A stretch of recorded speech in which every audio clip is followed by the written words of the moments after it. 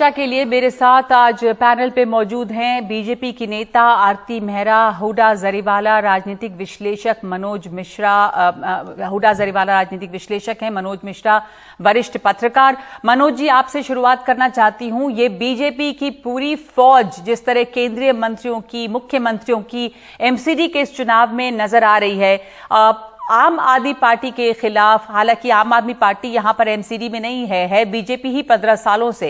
इस बार ऐसा लग रहा है कि बहुत जोर शोर से पूरे दल बल के साथ बीजेपी हर हाल में इस एमसीडी पर अपना कब्जा बनाए रखना चाहती है। तो क्या आम आदमी पार्टी से आपको लग रहा है कि उसको बहुत कड़ी चुनौती मिल रही है, या घबराई हुई है बीजेपी जो इस तरह की फौज एमसीडी में नजर आ रही है?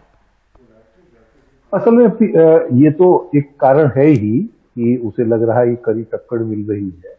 लेकिन पिछले कुछ सालों में अगर आप देखें तो भाजपा जहां भी चुनाव लड़ी, चाहे वो विधानसभा चुनाव हो, लोकसभा हो या नगर निगम, पूरी ताकत झोंक देती है। और ये लोग कहते हैं कि ये जो नए नेता, जो नए क्या देश के प्रधानमंत्री और गृह मंत्री की रणनीति का हिस्सा है, तो इसलिए ये एक साथ ये है। दूसरी जो बात आपने कही है उसमें बहुत सच्चाई है, बल्कि वास्तव में जब 9 मार्च को चुनाव की घोषणा हो रही थी नगर निगम की, और उसे टालने की जानकारी दी उस समय के मुख्य चुनाव आयुक्त जो दिल्ली के होते हैं, और ये कहा कि केंद्र सरकार इसमें कुछ बदलाव कर रही है, तो आम आदमी पार्टी ने आरोप लगाया कि हारने के डर से। हम सबको भी यही लगा कि इस बार 15 साल का सिलसिला टूटेगा, क्योंकि 15 साल में जो जीते हैं, पहला चुनाव, आरती मेहरा मेयर रही है दिल्ली की, उनको ज्यादा पता है कि पहला चुनाव जो 2007 में लोग जीते, वो 2000 हर 5 साल तो बदलती है सत्ता, इसलिए जीते। 2012 में जीते, उस समय बीएसपी एक तीसरी पार्टी वहां मजबूती ढंग से चुनाव लड़ी, इसलिए चुनाव जीते।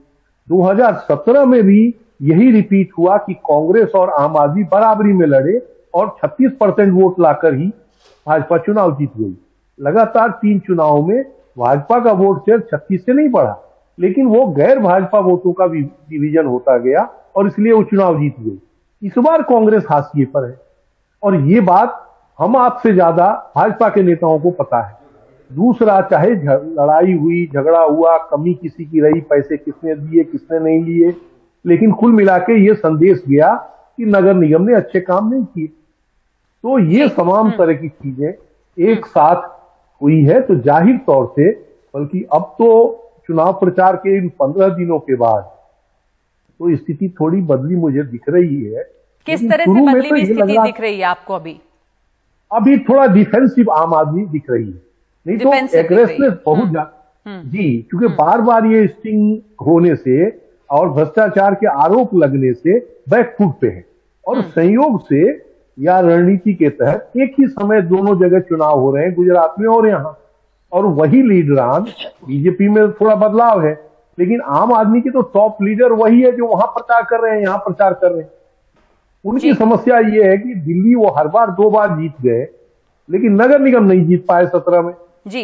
तो इस पर मैं जी उस नगर निगम जीत नहीं पाए हैं, हालांकि दिल्ली जो 2 बार जीत गए। हुडा जरीवाला, आपको क्या वजह लगता है कि वो दिल्ली की जनता जो कि यहाँ पर सरकार, दिल्ली की सरकार बनाने के लिए आम आदमी पार्टी को चुनती है, वो निगम में नहीं चुनना चाहती आम आदमी पार्टी को?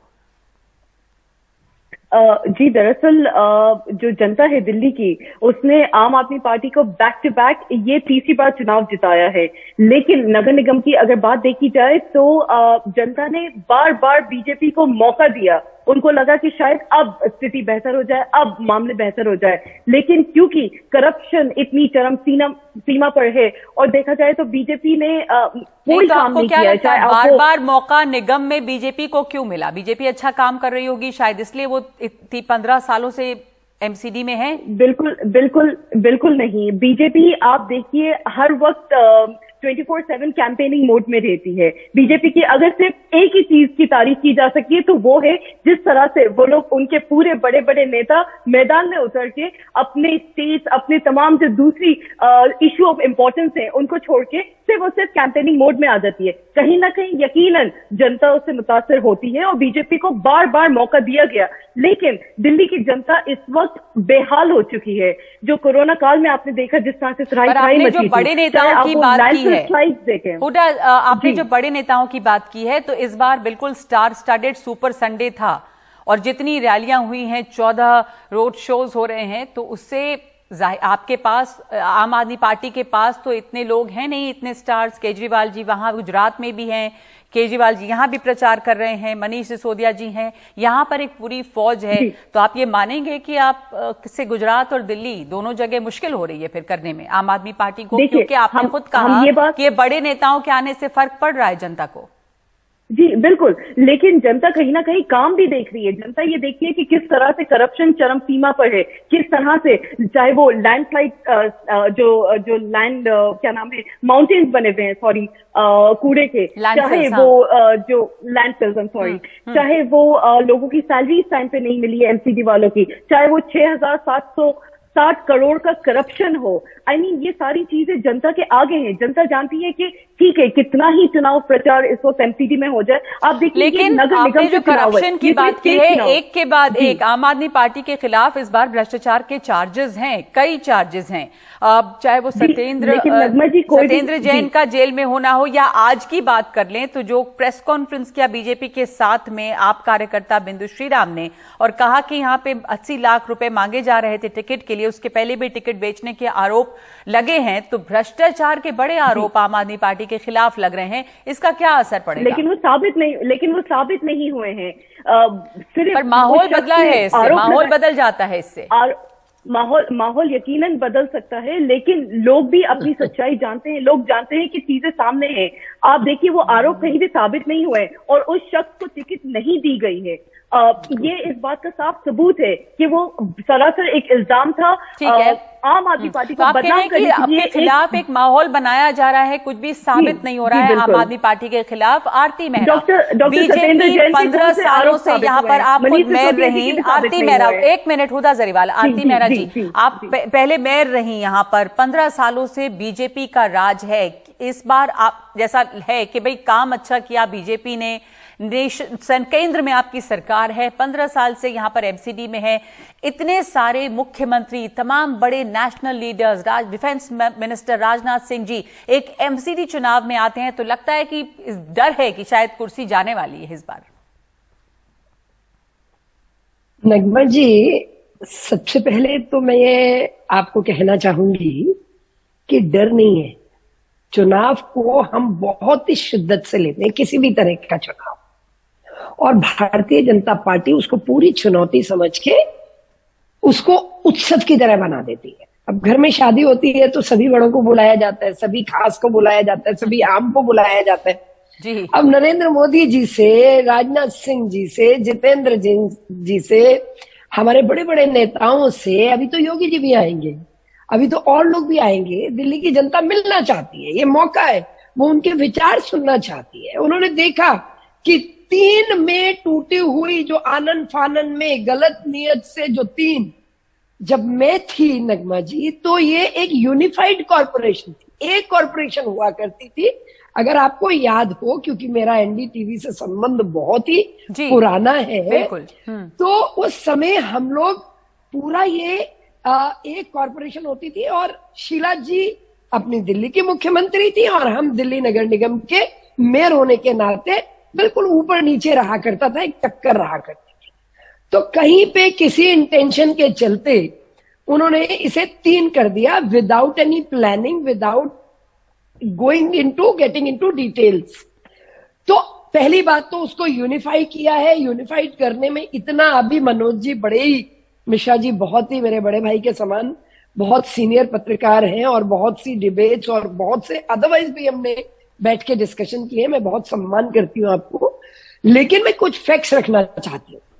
तीनों कॉरपोरेशन टूटने से इतना बुरा हाल हुआ और ऊपर से अरविंद केजरीवाल जी ने जिस तरह से बुली किया, 23,000 करोड़ रुपया नगर निगम का दिया नहीं। और हमारी बहन हुडा जी कह रही है, एक मिनट आपके बीच में नहीं बोली, आप बिल्कुल शांत रहिए। आप कह रही है हमने तनख्वाह नहीं दी, अरे भाई, आप जिस तरह से बुली कर रहे हो, जो हमारा राइट है वो नहीं दे रहे, और भ्रष्टाचार आप हम पे कह रहे हो। मतलब आज तो एक 80 लाख का डायरेक्ट, अभी कह रही है प्रूफ, आरोप साबित नहीं हुआ, जेलों में बैठे हुए हैं और बार बार उनकी बेल रिजेक्ट हो जाती है। बार बार मतलब सुप्रीम कोर्ट के सारे, हाई कोर्ट के, सुप्रीम कोर्ट के जजेस जो है, आप उन पे उंगली उठा रहे हैं। आप पूरे हमारे जुडिशियल सिस्टम, जो हमारा चौथा पहिया है, उस पे आप उंगली उठा रहे हैं।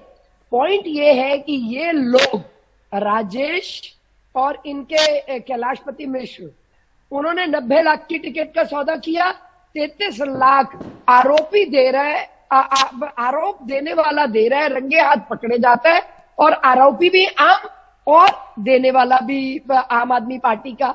आज वो बिंदु ने वही किया जो अरविंद केजरीवाल जी ने कहा था, जी बिल्कुल वही किया कि भाई प्रिस्टिन आप बना लेना। आरती जी, एक बताइए, एक बात आपसे आना चाहती हूँ कि गुजरात का चुनाव भी है, एमसीडी का भी है।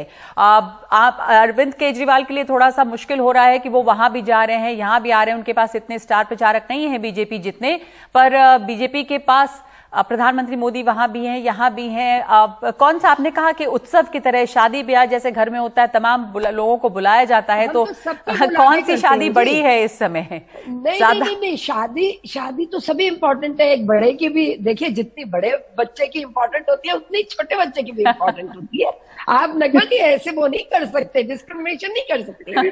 तो आज मोर देन एनीथिंग दिल्ली की जनता इस बहाने से सुनना चाहती है। आप देखिए क्या भीड़ है, लोग देखना चाहते हैं। इस बहाने से वो खट्टर जी को, इस दिल्ली की जनता काम चाहती है, दिल्ली की जनता बहुत काम हो रहा है, बहुत। आप यमुना साफ कर दीजिए, आप काम गिनवा दीजिए। आरती जी, आप बता दीजिए कि एमसीडी में क्या काम हुआ है, खत्म कर दीजिए। पर हुडा जरीवाला, दिल्ली की जनता आम आदमी पार्टी का काम देख रही है दिल्ली सरकार के तौर पे, फिर नगर निगम से बाहर रखा है आम आदमी पार्टी को। इस बार उम्मीद है कि बीजेपी के खिलाफ मुद्दे क्या है आपके पास? वो तो लगातार यमुना का मुद्दा उठाते हैं, आप लोग कूड़े के पहाड़ का मुद्दा उठा रहे हैं। कितना लोगों को ये मुद्दे अट्रैक्ट कर रहे हैं इस बार के बाद? हुडा जरीवाला, कोई एक नगमा जी, कोई एक मुद्दा नहीं है। आरती जी 1 मिनट मुझे जवाब देने दीजिए। आरती जी 1 मिनट। नगमा जी, कोई एक मुद्दा नहीं है, चाहे आप करप्शन का मुद्दा देख लें, चाहे आप कोरोना काल में जिस तरीके से हाल बेहाल हो गई थी दिल्ली की, आप पीएम फंड केस के करप्शन से लेके मॉर्बी इंसिडेंट के केस से लेके तमाम एक इंसिडेंट अगर बीजेपी के गिनवाने बैठ जाए तो सिर्फ और सिर्फ करप्शन के ही मामले मिलेंगे। लोगों के पास कोई काम नहीं हुआ है, चाहे वो स्कूल का काम देख लें, चाहे वो एजुकेशन का, हेल्थ का, किसी तरीके का आम आदमी पार्टी का आप पिछला इतने सालों का रिकॉर्ड उठा के देख ले। दिल्ली बदली है, पंजाब में बदलाव हुआ है, गुजरात में हमें उम्मीद है कि लोग इस दफा आम आदमी पार्टी को एक बेहतर मौका देंगे। एमसीडी में भी हमें पता है कि दिल्ली की जनता इस वक्त बहुत परेशान बेहाल हो चुकी है, और यकीनन एमसीडी में इस वक्त दिल्ली की जो जनता है वो आम आदमी पार्टी को जरूर मौका देगी। हमें जनता पे पूरा यकीन है। हम लोग बहुत मेहनत से, बहुत दिल से काम कर रहे हैं, और जमीनी तौर पे हमने ग्राउंड लेवल पे काम करा है, ग्राउंड जीरो पे हमने काम किया है। आरटीसी, बीजेपी के पास करप्शन के अलावा, बीजेपी के पास अपनी जो नाइंसाफियां हुई है उसको गिनाने के अलावा और कोई काम नहीं है। आपके जितने स्टार प्रचारक दिल्ली में इस वक्त कैंपेनिंग कर ले, आपके जितने तमाम बड़े से बड़े नेता उतर जाए ग्राउंड पे, जनता जानती है वोट वाले दिन जनता जाके आम आदमी पार्टी को ही चुनेगी। आप दोनों का ये जो टकराव है, इसको थोड़ा समझने के लिए मैं मनोज मिश्रा जी के पास जाना चाहती हूँ। आप कह रहे हैं कि काम देखेगी जनता, उधर वहां पे पूरे स्टार्स की एक टीम है। आरती जी का कहना है कि हम लोगों ने जो काम किया है इनके खिलाफ, आम आदमी पार्टी के खिलाफ भ्रष्टाचार के बहुत सारे मुद्दे हैं। आम आदमी पार्टी का कहना है कि भ्रष्टाचार के कोई भी मुद्दा साबित नहीं हो पाया है। पर क्या मनोज जी, मुद्दे जो दिल्ली में दिख रहे हैं, आपको लग रहा है कि इस बार दिल्ली की जनता का मूड जो है वो आपकी सरकार दिल्ली में जो काम कर रही थी उसे देखकर कुछ बदल सकता है, या ये सितारों की फौज जिसे आरती जी कह रही है कि देखने और सुनने की लोगों में ललक है, वो इस पर असर डाल पाएगी? मतलब क्या आपको मूड दिख रहा है इस समय, और क्या मुद्दे हावी हैं? ये केंद्रीय चुनाव, जैसे यहाँ तो तमाम केंद्र के मंत्री यहाँ मौजूद हैं, पर एमसीडी के चुनाव लोकल मुद्दों पे होते हैं, तो क्या यमुना की सफाई, प्रदूषण, लैंडफिल्स, ये सब इन सब से लोगों को फर्क पड़ रहा है, परेशान है और बदलाव के लिए वोट करना चाहेंगे। मनोज मिश्रा जी, प्रदूषण इनका है, वो हमारा नहीं है। असल में पोल्यूशन सबका मुद्दा है आरती जी, सबको फर्क पड़ता है जी। दिल्ली में मनोज जो मिश्रा, हमें बहु शासन प्रणाली है, मल्टीपल ऑथोरिटी, जब तक उस आपस में ये या तो इस व्यवस्था को बदली जाए या जब तक इसमें आपस में सामंजस्य नहीं होगा, दिल्ली का विकास नहीं होगा। कोई भी मुद्दा, बड़ा से बड़ा और छोटा से छोटा मुद्दा, किसी एक इकाई की अकेले बस का नहीं है। यमुना सफाई दिल्ली सरकार के बस का नहीं है, बड़ा स्टेक उस पे है, लेकिन वो डीडीए की जमीन है, केंद्र सरकार के अधीन है।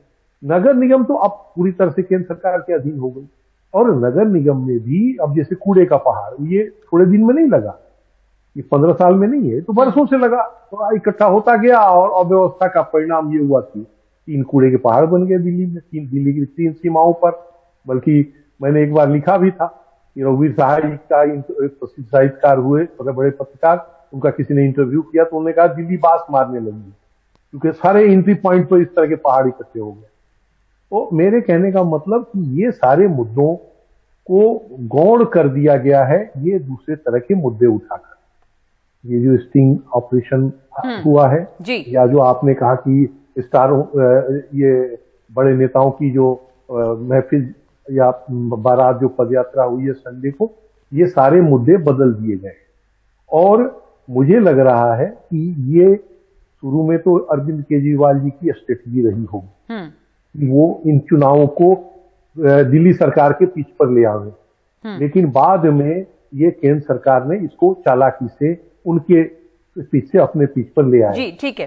और जो उनकी कलई, जो सबसे बड़ा जो उनकी उपलब्धि है, जिसके लिए वो अपने को दावा करते हैं, कट्टर ईमानदार और ये सब, उसी को उतारने के लिए दनादन एक के बाद एक जो स्टिंग ऑपरेशन की जो चीजें आ रही हैं, तो मुद्दे बदलते जा रहे हैं चुनाव में। मुद्दे जो है वो बदलते गए हैं, कुछ स्टिंग्स है, भ्रष्टाचार के आरोप है, इनको केंद्र में लाने की कोशिश है। बहुत शुक्रिया आप तीनों का। हमारे पास इतना ही वक्त है इस चर्चा में, लेकिन आपने जो स्टिंग की बात की है, एक ब्रेक के बाद दिखाएंगे जो नया स्टिंग है बीजेपी का आम आदमी पार्टी के खिलाफ, और कैसे ये पूरा एमसीडी चुनाव जो है वो केंद्र बनाम आम आदमी पार्टी बन के रह गया है।